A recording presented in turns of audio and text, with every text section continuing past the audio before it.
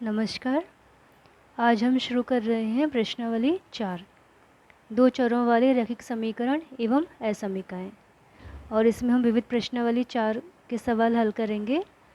तो पहला सवाल है, के किस मान के लिए समीकरण युग्म x प्लस वाई माइनस 4 बराबर 0, 2x प्लस के वाई माइनस 3 बराबर 0 का कोई हल नहीं होगा। ऑप्शन है इसमें 0, 2, 6 और 8। तो किन्हीं भी समीकरण रेखाओं के लिए या समीकरण युग्म के लिए कोई हल नहीं होने की शर्त, यानी कि रेखाएं समांतर होने की शर्त, ये है a1/a2 equal to b1/b2 is not equal to c1/c2। जहाँ a1 a2 x के गुणांक हैं, b1 b2 दोनों समीकरणों में y के गुणांक हैं और c1 c2 दोनों ही समीकरणों में अचर पद हैं। तो a1/a2 और b1/b2 तो बराबर हों और ये c1/c2 के बराबर नहीं हो तो रेखाएं समांतर होंगी और इस स्थिति में कोई हल नहीं होगा। तो हमारे पास समीकरणें हैं x प्लस वाई माइनस 4 बराबर 0 और 2x प्लस के वाई माइनस 3 बराबर 0। तो यहाँ a1/a2 आ जाएगा 1/2।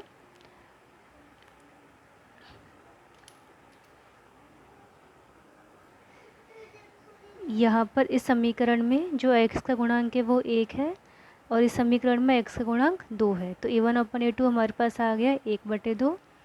b1/b2 तो पहली समीकरण में y का गुणांक 1 है, कुछ भी नहीं है तो यानी कि 1, और दूसरी समीकरण में y का गुणांक k है तो b1/b2 आ जाएगा 1/k। और c1/c2 ये दोनों ही समीकरणों में अचर पद है, वो बराबर के बाईं तरफ है।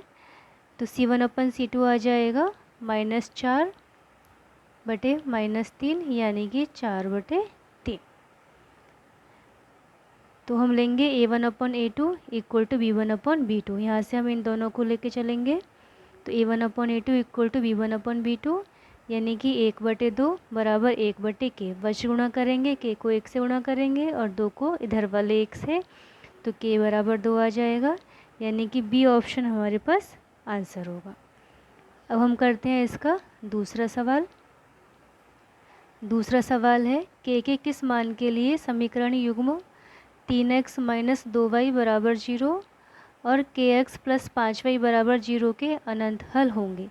इसमें हमारे पास ऑप्शन है 1/2, दूसरा ऑप्शन है 3, तीसरा ऑप्शन है -5/3 और चौथा ऑप्शन है -15/2। तो अनंत हल होने का जो प्रतिबंध है या कंडीशन है वो है a1/a2 equal to b1/b2 equal to c1/c2, यानी कि x के गुणांकों का अनुपात, y के गुणांकों का अनुपात और अचर पदों का अनुपात, ये तीनों ही बराबर होने चाहिए। तो हमारे पास जो समीकरणें हैं इसे हम a1/a2 निकालेंगे। तो a1/a2 हमें साफ दिख रहा है समीकरण में 3/k, b1/b2 या माइनस सहित आएगा तो माइनस के 2/5 और c1/c2 क्योंकि यहाँ पर अचर पद है ही नहीं तो क्या आ जाएगा 0/0। तो ये अनिर्धारित रूप होता है तो हमें इसको लेके नहीं चलना। तो हमारे पास जो है अनंत हल होने की condition a1/a2 equal to b1/b2, इसको लेके चलेंगे, यानी कि 3/k बराबर माइनस के 2/5। वश गुणा करेंगे तो 3 पंजे 15 बराबर माइनस के 2k, यानी कि k बराबर माइनस के 15/2। तो जो दिए गए ऑप्शन है उसमें चौथा ऑप्शन हमारा आंसर है। अब हम करेंगे इसका तीसरा सवाल। सवाल है, समीकरण युग्म kx माइनस वाई बराबर 2, 6x माइनस 2y बराबर 3 का हल अद्वितीय होगा यदि ऑप्शन हमें दे रखे हैं। पहला है k बराबर 2, दूसरा है k बराबर 3, तीसरा है k is not equal to 3 यानी कि k 3 के बराबर नहीं है, और चौथा है k 0 के बराबर नहीं है। तो अद्वितीय हल होने की जो कंडीशन है, जो प्रतिबंध है, वो है a1/a2 is not equal to b1/b2 is not equal to c1/c2, यानी कि x के गुणांक, y के गुणांक और अचर पद, इन तीनों के ही जो अनुपात है वो बराबर नहीं होने चाहिए। इस स्थिति में रेखाएं ग्राफी अगर हम बनाते हैं तो रेखाएं प्रतिच्छेद करती हैं और हमें अद्वितीय हल मिलता है।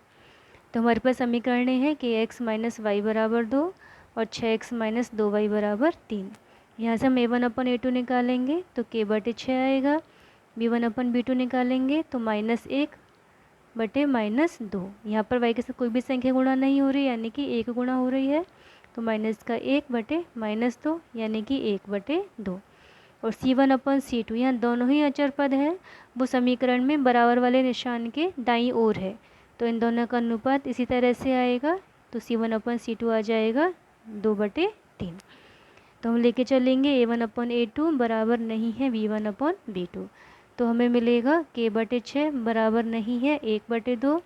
बज गुणा करेंगे, बज गुणा का तरीका वही रहेगा, तो 2 के बराबर नहीं है 6 को 1 से गुणा करेंगे 6 से, तो k बराबर नहीं है 6/2, यानी कि k is not equal to 3 या k 3 के बराबर नहीं है। तो दिए गए ऑप्शन में हमारे पास ये ऑप्शन इसमें आंसर है। अब हम आते हैं प्रश्न संख्या 4 पे। सवाल है असमीकरण x is not equal to 0, y is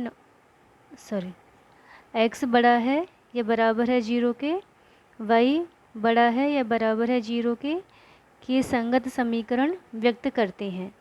option दे रखे हैं हमें x अक्ष को, दूसरा ऑप्शन है y अक्ष को, तीसरा ऑप्शन है x व y अक्षों को और चौथा है रेखा को।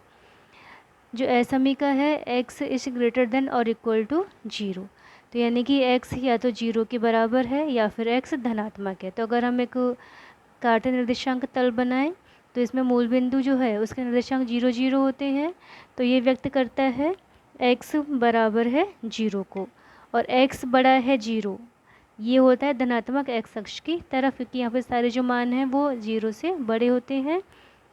इसी तरह से जो y अक्ष है उसमें जो मूल बिंदु वाला है वो तो है y बराबर 0 के लिए, ये बराबर के लिए होते हैं, और जो ये है y बड़ा है 0 से, वो हम y अक्ष की तरफ जब ऊपर जाते हैं धनात्मक दिशा की ओर, तो जो y के सारे मान हैं वो धनात्मक होते चले जाते हैं, यानी कि 0 से बड़े होते हैं।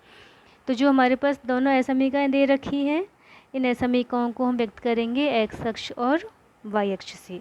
तो हमारे पास जो यहाँ पर आंसर है ये ऑप्शन x व y अक्षों को ये व्यक्त करते हैं। वह हमारा अगला सवाल है, छठा सवाल, निम्न समीकरण युग्म के हलों की संख्या लिखिए। यानी कि हमें ये बताना है कि इनका अद्वितीय हल यानी कि एक हल होगा, अनेक हल होंगे या कोई हल नहीं होगा। तो हमारे पास समीकरणें दे रखी हैं x प्लस 2y माइनस 8 बराबर 0 और 2x प्लस 4y बराबर 16। तो हमारे पास जो समीकरणें हैं इनको हम इस तरह से लिख सकते हैं, x प्लस 2y बराबर 8, इस 8 को हम पक्षांतरण करके दाईं ओर ले सकते हैं, तो x प्लस 2y बराबर 8, और जो दूसरी समीकरण है वो हमें दे रखी है 2x प्लस 4y बराबर 16। तो हम यहाँ से देखें तो a1 हमारे पास 1 है, b1 2 है और c1 8। दूसरी समीकरण से a2 हमारे पास 2 है, b2 4 है और c2 16। तो a1/a2 1/2, b1/b2 2/4 यहाँ से यानी कि 1/2, और c1/c2 यानी कि 8/16 यानी कि 1/2। तो यहाँ पर अगर हम देखें तो तीनों ही जो अनुपात हैं a1/a2, b1/b2, c1/c2 तीनों अनुपात बराबर है।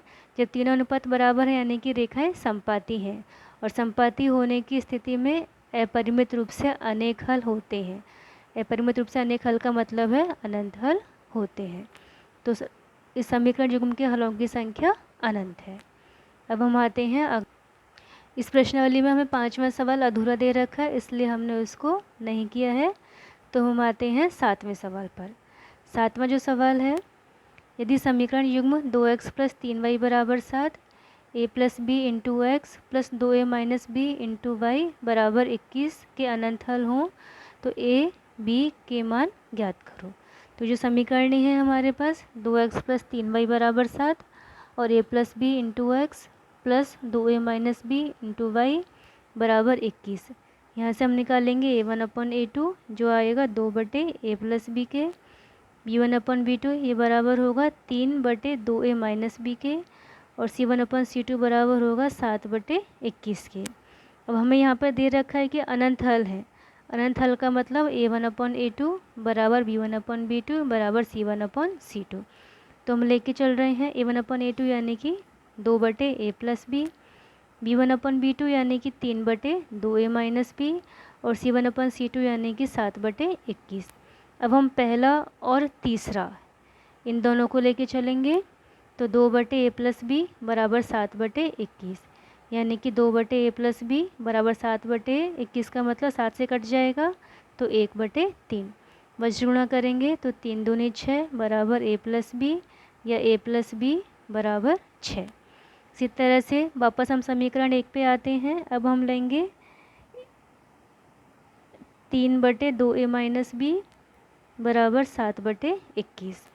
तो 3/2a - b बराबर 7/21 यानी कि 3/2a - b बराबर 1/3। वज्र गुणा करेंगे हम 2a - b को 1 से गुणा करेंगे और 3 को 3 से। तो 2a - b बराबर 9, इसको हमने समीकरण 2 नाम दिया। और ऊपर a + b बराबर 6, इसको हमने समीकरण 1 नाम दिया। अब हम इन दोनों समीकरणों को हल करके a और b के मान निकालेंगे।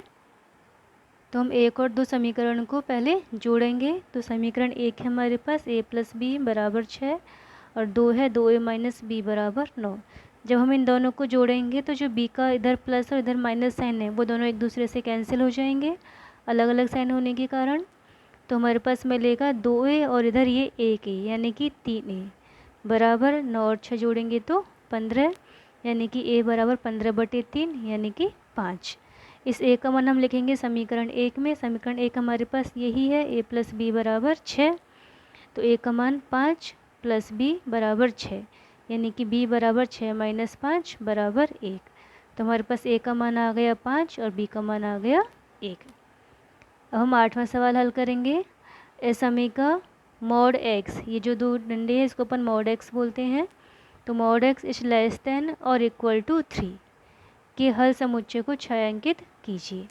तो जो हमारे पास ऐसा समीका है mod x is less then और इक्वल टू 3, इसको हमने समीकरण 1 नाम दिया है। अब इसको हमने समीकरण रूप में लिखेंगे। तो मॉड x बराबर, समीकरण रूप में लिखने का मतलब है कि जो ये असमीका वाला साइन है, ये जो साइन होते हैं ये होता है ग्रेटर देन या फिर ग्रेटर और इक्वल टू, ये होता है लेस देन या फिर लेस देन और इक्वल टू। तो ये जो सिंबल है, ये जो साइन है वो बताते हैं असमीका को। असमीका यानी कि समान नहीं है। और जो सिर्फ ये है वो बताता है बराबर यानी कि इक्वलिटी साइन को, जो समानता का बोधक होता है। तो हमारे पास असमीका है mod x is less then और इक्वल टू 3। तो हम इसको समीकरण रूप में लिखेंगे। तो मॉड x, इसको हमने समीकरण यानी कि बराबर का निशान लगाया और ये 3, मॉड x का मतलब है ±x।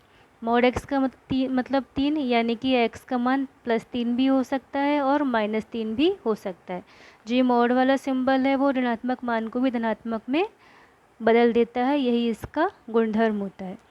तो मॉड x यानी कि ±x बराबर 3 यानी कि x बराबर 3 और -x बराबर 3। तो x बराबर 3 या फिर x बराबर -3। तो अब इसके लिए हम पहले सारणी बनाएं x और y के मानों की। जब हम सारणी बनाएंगे तो x का मान 3 है, x का मान 3 है यानी कि y का मान कुछ भी हो, 0 हो या 1 हो या 2 हो या 3 हो, x का मान हमेशा से समान रहेगा जो कि 3 के बराबर रहेगा। जब x बराबर -3 है तो हम सारणी में देखें तो y का मान चाहे 0 हो, चाहे 1 हो, 2 हो या 3 हो, x का मान हमेशा -3 ही रहेगा। तो हम अब इन दोनों सारणियों से ग्राफ बनाएंगे। जब हम ग्राफ बनाते हैं तो कुछ इस तरह से बनता है। x बराबर 3 के लिए x का मान हमेशा 3, चाहे y का मान 0 हो, चाहे y का मान 1 हो, 2 हो या 3 हो। तो इस तरह से जो रेखा मिलेगी y अक्ष के समांतर हमें एक रेखा मिलेगी। इसी तरह से जब x बराबर -3 के लिए खींचेंगे तो x का मान -3 रहेगा, चाहे y का मान 0 हो, 1 हो, 2 हो या फिर 3 हो। इस तरह से नीचे की तरफ भी यही रेखा चलेगी। तो ये हमारे पास है x बराबर -3 का ग्राफ जो कि y अक्ष के समांतर एक सरल रेखा है। अब हमें ये देखना है कि हल क्षेत्र हमारा इन दोनों रेखाओं के बीच का हिस्सा होगा या रेखाओं के बाहर का हिस्सा होगा। तो इसके लिए हमें जो चेक करना है उसका तरीका है कि जो मूल बिंदु है उसके निर्देशांक हमें पता है 0 0 होते हैं। इन निर्देशांकों को हम अपनी असमीका में रख कर देखते हैं। तो अगर हम मूल बिंदु के निर्देशांकों को असमीका में रखें तो असमीका में मूल बिंदु के निर्देशांक लिखेंगे। तो असमीका है mod x is less than equal to 3, तो x का मान 0, तो 0 छोटा है 3 से या बराबर है 3 के, यानी कि 0 3 से छोटा है, जो कि सत्य है। तो हल क्षेत्र हमारा हो जाएगा मूल बिंदु की तरफ वाला। मूल बिंदु की तरफ वाला का मतलब है कि इस रेखा से मूल बिंदु की तरफ ये वाला जो है, ये छायांकित भाग जो आप देख रहे हैं, ये हल क्षेत्र होगा। इसी प्रकार जो दूसरी रेखा है उसके लिए भी हल क्षेत्र वो मूल बिंदु की ओर, यानी कि मूल बिंदु इस तरफ है, तो ये वाला हल क्षेत्र होगा। तो जो पूरी असमीका उसके लिए हल क्षेत्र हो जाएगा x बराबर -3 से लेकर और x बराबर 3 के बीच का ये पूरा क्षेत्र। तो इसको हमें इसी तरह से छायांकित करना है। अब हम आते हैं नवीन सवाल पर। सवाल है असमीका 2x + 3y ग्रेटर देन और इक्वल टू 3 के हल समुच्चय को छायांकित कीजिए। तो हमारे पास जो असमीका है उसको हमने 1 नंबर नाम दिया है। अब हम इसको समीकरण रूप में लिखेंगे तो जो असमीका वाला साइन है वो बराबर वाले निशान में बदल जाएगा, यानी कि 2x + 3y बराबर 3। अब हम इस समीकरण से x और y के मानों की एक सारणी बनाएंगे जिससे हम इसका ग्राफ बना सकें। तो इसके लिए हमने 2x को यहीं रखा और 3y को पक्षांतरण करके दूसरी ओर ले गए। तो 2x बराबर 3 - 3y, यानी कि x बराबर 3 - 3y और बटे में 2। अब हमारे पास यहाँ बटे में 2 है, तो हमारे पास जो y के संभावित मान होंगे वो लगातार 2 मानों में से कोई भी एक होगा। लगातार 2 मानों का मतलब अपन चाहे 0 1 लें या 1 2 लें या 2 3 लें या माइनस की तरफ लें। लगातार के जो 2 मान हैं उनमें से कम एक मान हमारा इस समीकरण से x का मान देगा।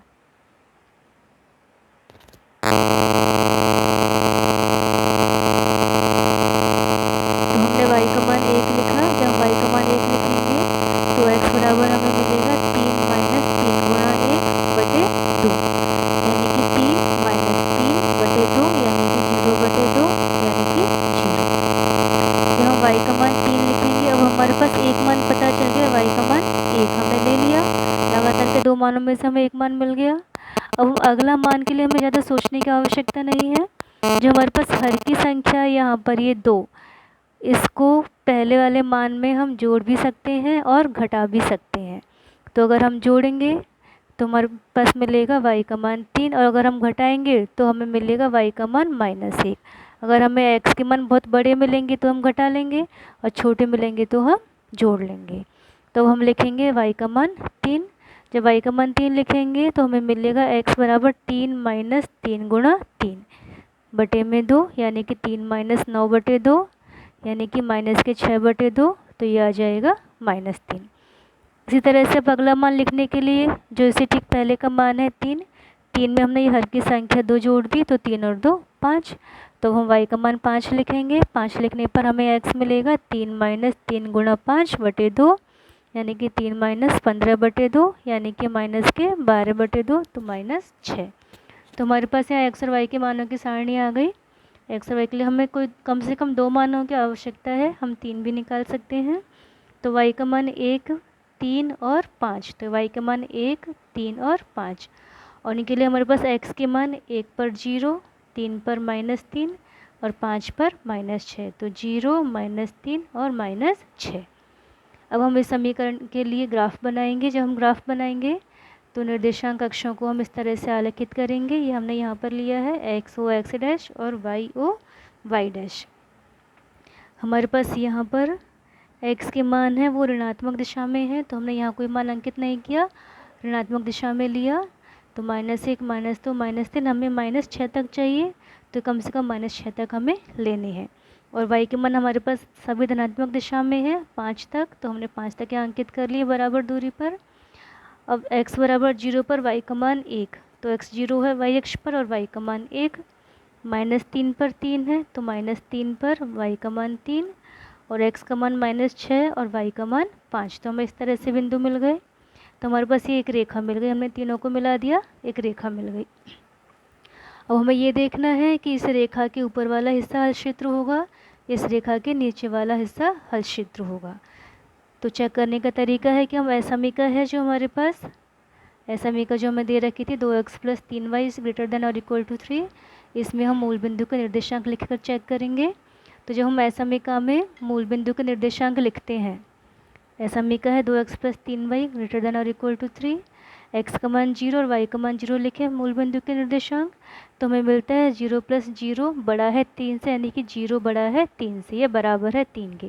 ये तो असत्य है क्योंकि 0 का भी 3 से बड़ा हो ही नहीं सकता, यानी कि जो रेखा इसमें मूल बिंदु की ओर हल क्षेत्र नहीं होगा, इसके विपरीत दिशा में होगा। इसके विपरीत दिशा का मतलब है जो हल क्षेत्र होगा वो ये वाला क्षेत्र होगा। तो इसको हम इस तरह से एरो लगाकर दिखा सकते हैं कि इस दिशा में हल क्षेत्र विद्यमान है। तो हल क्षेत्र मूल बिंदु से विपरीत ओर होगा। तो इस तरह से हमने असमीकरणों वाले सवाल हल किए। अब हम आते हैं समीकरणों वाले सवाल पर। तो 10वां सवाल है, निम्नलिखित समीकरणों के युग्म को आलेखीय विधि से हल कीजिए तथा इसकी सहायता से ए का मान ज्ञात कीजिए। जबकि यानी कि हमें समीकरणें दे रखी हैं x + 3y = 6, 2x - 3y = 12 और 4x + 3y = a। तो ये जो लास्ट वाली समीकरण है 4x + 3y = a, इससे हमें a का मान निकालना है। तो हमें हल करना है दो समीकरणों को, x + 3y = 6 और 2x - 3y = 12। इनको हमने समीकरण 1 और समीकरण 2 नाम दिया। तो पहली समीकरण से हम x और y के मानों की सारणी बनाएंगे, इसके लिए हम पक्षांतरण करेंगे। तो 3y को हम यहीं लिख रहे हैं और x को इधर लेके जा रहे हैं। तो 3y = 6 - x, यानी कि y = 6 - x बटे 3। तो जैसे हमने अभी पिछले सवाल में देखा था बिल्कुल वैसे ही यहाँ पर हर की संख्या 3 है, तो लगातार कोई 3 मान 0, 1 और 2, इन तीनों में से कोई भी x का मान रखने पर हमें y का मान मिल जाएगा। क्योंकि यहाँ पर x है तो x के मान लगातार 3 मानों में से कोई भी हम मान लिखें तो y का मान मिलेगा। तो हम x = 0 पर चेक करेंगे। जब 0 रखते हैं तो y मिलता है हमें 6 - 0 बटे 3, यानी कि 6 बटे 3 यानी कि 2। तो 0 पर ही हमें y का मान मिल गया 2। तो अगला मान लिखने के लिए हम ये जो पहला मान है उसमें हर की संख्या जोड़ देंगे। तो 0 + 3 यानी कि 3। तो जब हम x का मान 3 रखेंगे तो y = 6 - 3 बटे 3, यानी कि 3 बटे 3 यानी कि 1। अब हम अगला मान निकालेंगे, तो जो 3 है उसमें वापस इस हर की संख्या को जोड़ देंगे तो x का मान मिल जाएगा हमें 6। तो x = 6 रखने पर y = 6 - 6 बटे 3, यानी कि 0 बटे 3 यानी कि 0। तो इस तरह से हमें जो x और y के मानों की सारणी मिली, हमने x के मान लिखे 0, 3 और 6 और y के मान हमें मिले 2, 1 और 0। तो इस तरह से हमारी सारणी बन गई। इसी तरह से हम समीकरण 2 को हल करेंगे, 2x - 3y = 12। तो जब हम इस समीकरण में पक्षांतरण करेंगे तो 2x बराबर इस 3y को इधर लेके जाएंगे, ये प्लस का हो जाएगा, तो 3y + 12, यानी कि x = 3y + 12 और बटे में 2। अब यहाँ पर बटे में 2 है तो वापस हमें y का कोई भी 2 मान, क्योंकि यहाँ पर y है तो लगातार 2 मान 0 या फिर 1 में से कोई एक मान मिलेगा या 1 और 2 में से कोई एक मान मिलेगा। तो हम y = 0 रखेंगे तो x = 3 × 0 + 12 बटे 2, ये तो 0 हो ही जाएगा, तो 12 बचेगा, 12 बटे 2 यानी कि 6। तो y = 0 रखने पर हमें x का मान 6 मिल गया। अब हमें y का अगला मान लिखने के लिए ज़्यादा सोचने की आवश्यकता नहीं है। पहला मान 0 है, उसमें हर की संख्या 2 जोड़ देंगे या फिर घटा देंगे। तो हमने पहले जोड़ दी तो 0 + 2 यानी कि 2। तो जब हम y का मान 2 रखेंगे तो x = 3 × 2 + 12 बटे 2, 3 दूनी 6 + 12 बटे 2 यानी कि 18 बटे 2 यानी कि 9। इसके बाद हम लिखेंगे y का मान। अब हमने क्या किया है, इस 0 में ये वाला मान घटा दिया, पहले हमने जोड़ा था। अब अगर हम फिर से जोड़ेंगे तो 4 रखेंगे तो बहुत बड़ा मान मिलेगा x का, तो हमने घटा दिया। तो y का मान -2, 0 में से 2 कम कर दिए यानी कि -2। तो x = 3 × -2 + 12 बटे 2, यानी कि -6 + 12 बटे 2 यानी कि 6 बटे 2 यानी कि 3। तो इस तरह से हमें जो x और y के मानों की सारणी मिली समीकरण 2 से, उसमें है y का मान 0, 2 और -2 ये हमने लिखा था, और इनसे हमें x के मान मिले थे 6, 9 और 3। तो इस तरह से x और y के मानों की सारणी बन गई। अब हम इनका ग्राफ बनाएंगे। देखिए, ग्राफ बनाने के लिए हमने ग्राफ कॉपी का ही पेज लिया है। हमने x और y अक्ष यहाँ पर खींच दिए हैं। यहाँ पर x ऋणात्मक हमारे पास कोई भी मान नहीं है, तो हम इसको छोटा ले सकते हैं, और सारे मान धनात्मक दिशा में है, इसलिए हमने इस वाली धनात्मक दिशा को बढ़ा लिया है। y के हमारे पास ऋणात्मक मान भी है और धनात्मक भी है, तो हमने इसको दोनों तरफ लिया है।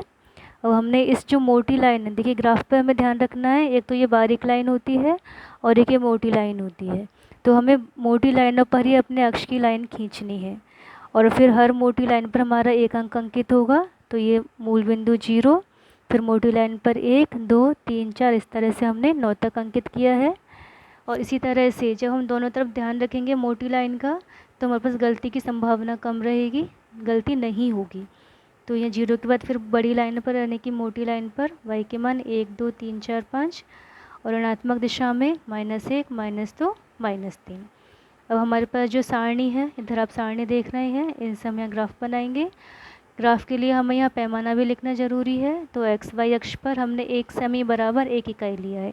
1 सेमी का मतलब जो एक बड़ा खाना होता है, उसकी जो लंबाई है या चौड़ाई है, एक वर्गाकार खाने होते हैं, इसकी भुजा 1 सेंटीमीटर होती है, तो 1 सेंटीमीटर बराबर 1 इकाई।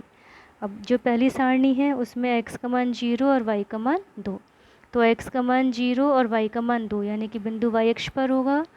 दूसरा जो है x का मान 3 और y का मान 1, तो x का मान 3 और y का मान 1, तो हम ये वाली सीध देखेंगे, ये वाला बिंदु मिलेगा। और तीसरा है x का मान 6 और y का मान 0, तो x का मान 6 और y का मान 0 यानी कि बिंदु x अक्ष पर होगा। तो हमें ये 3 बिंदु मिले, हमने इन तीनों बिंदुओं को मिलाया।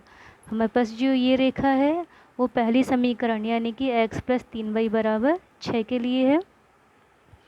इसी तरह से हम दूसरी समीकरण के लिए ग्राफ खींचेंगे। तो हमारे पास जो दूसरी सारणी है उसमें x का मान 6 और y का मान 0, तो x का मान 6 और y का मान 0 यही वाला बिंदु हुआ। दूसरा है x का मान 9 और y का मान 2, तो x का मान 9 यहाँ पर है और y का मान 2, देखिए 2 की सीधी रही, तो ये वाला बिंदु हुआ। और तीसरा x का मान 3 और y का मान -2, तो x का मान 3 और y का मान -2 नीचे की तरफ होगा, ये y का मान -2, तो ये वाला बिंदु हुआ। तो ये तीनों बिंदु को मिलाएंगे, एक ही सीध में मिलेंगी। तो ये दोनों रेखाएं जिस बिंदु पर काटती हैं, ये वाला बिंदु इस बिंदु पर काट रही हैं, इसको हमने ए नाम दिया है, तो ये बिंदु ही समीकरणों का हल होगा। तो इसका अगर हम निर्देशांक देखें तो x का मान 6 है और y का मान 0। तो हमें ग्राफ से जो हल मिला है वो x का मान 6 और y का मान 0 मिला है। तो ये तो हमने समीकरणें हल कर ली। अब हम a का मान ज्ञात करेंगे। तो a का मान ज्ञात करने के लिए हमारे पास जो समीकरण है तीसरी, 4x + 3y = a, तो इसमें x का मान 6 लिखेंगे और y का मान 0 लिखेंगे, जो हमें यहाँ से मिला ग्राफ से। तो 4 × 6 + 3 × 0, तो 24 + 0 = a, यानी कि a का मान आ जाएगा हमारे पास 24। ये बहुत ही इम्पोर्टेंट सवाल है और इसी तरीके से सवाल बोर्ड परीक्षाओं में आते हैं। तो उम्मीद है आपको ये सब समझ में आया होगा। अब हम करते हैं इस प्रश्नावली का लास्ट सवाल, 11वां सवाल है, निम्नलिखित समीकरण युग्म को आलेखीय विधि से हल कीजिए। उन बिंदुओं के निर्देशांक ज्ञात कीजिए जहां इनके द्वारा निरूपित रेखाएं y अक्ष को काटती हैं। समीकरणें हमें दे रखी हैं, x + 3y = 3x + 2y = 12 और 5x - 2y = 4।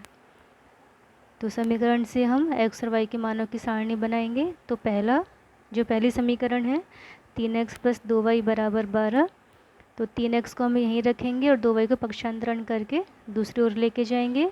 पक्षांतरण में प्लस का माइनस हो जाएगा, तो 3x = 12 - 2y, यानी कि x = 12 - 2y/3। तो यहाँ पर y के मान कोई भी लगातार 3 मानों में से एक मान हम लेंगे। y के मान लगातार 0, 1 या 2, ये लगातार 3 मान है, कोई भी एक मान है उसको हम यहाँ रखेंगे तो x का मान हमें मिल जाएगा। तो हमने y का मान 0 लिखा, जब हम 0 लिखेंगे तो x हमें मिलेगा 12 - 2 × 0/3, ये 0 हो जाएगा, तो 12/3 यानी कि 4। अब हमें अगले के लिए यहाँ पर 3 है, तो इस 0 में 3 जोड़ना है, यानी कि 3 रखेंगे। तो x मिलेगा 12 माइनस 2 गुणा 3/3 यानी कि 12 माइनस 6/3, तो 6/3 यानी कि 2।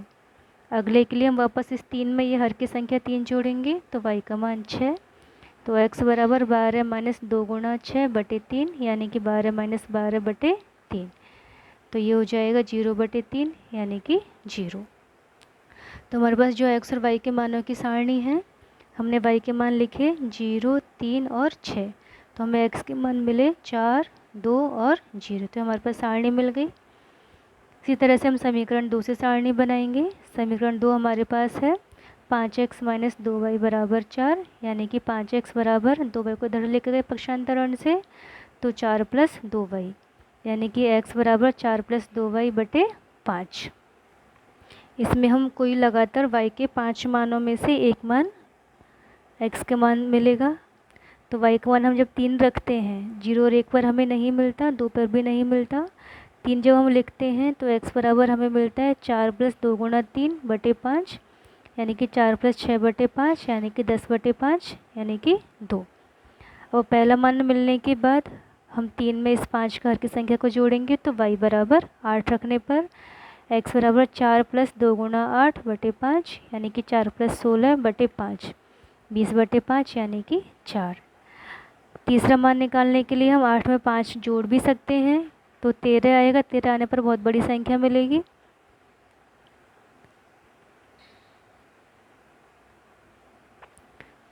तेरह अपने आप में बड़ी संख्या हो जाती है। तो हम लिखेंगे y का मान इस 3 में से 5 घटाएंगे, कम करेंगे तो -2। पहले हमने 3 में 5 को जोड़ा, अब हम 3 में से 5 को कम करेंगे तो -2 रखेंगे। तो x बराबर 4 प्लस 2 गुणा -2/5 यानी कि 4 माइनस 4/5 यानी कि 0/5 यानी कि 0। तो हमारे पास जो सारणी मिली है वो है y का मान हमने लिखा 3, 8 और -2, तो हमें x का मान मिला 2, 4 और 0। अब हम इन दोनों ही सारणी से ग्राफ बनाएंगे। तो देखिए यहाँ पर हमने ग्राफ के लिए निर्देशांक अक्ष खींच के रखे हैं, x o x डैश और y o y डैश। हम ग्राफ बनाएंगे। हमने पहले की जैसे ही पैमाना x और y अक्ष पर 1 सेमी बराबर 1 इकाई लिया है, और हम मोटी लाइनों पर ही हमने अक्ष खींचे हैं, और हर एक मोटी लाइन पर हमने एक बिंदु क्रम से अंकित किया है। तो जो पहली सारणी है उसमें x का मान 4 और y का मान 0, तो x का मान 4 और y का मान 0 यानी कि बिंदु x अक्ष पर होगा। दूसरा है x का मान 2 और y का मान 3, तो x के मान 2 पे y का मान 3, ये वाला बिंदु हो जाएगा। और तीसरा है x का मान 0 और y का मान 6, तो x का मान 0 और y का मान 6 यानी कि बिंदु y अक्ष पर होगा। हम इन तीनों बिंदुओं को मिलाएंगे, एक रेखा मिलेगी। ये रेखा पहली समीकरण के लिए है, तो हमने यहाँ पे समीकरण लिखी 3x + 2y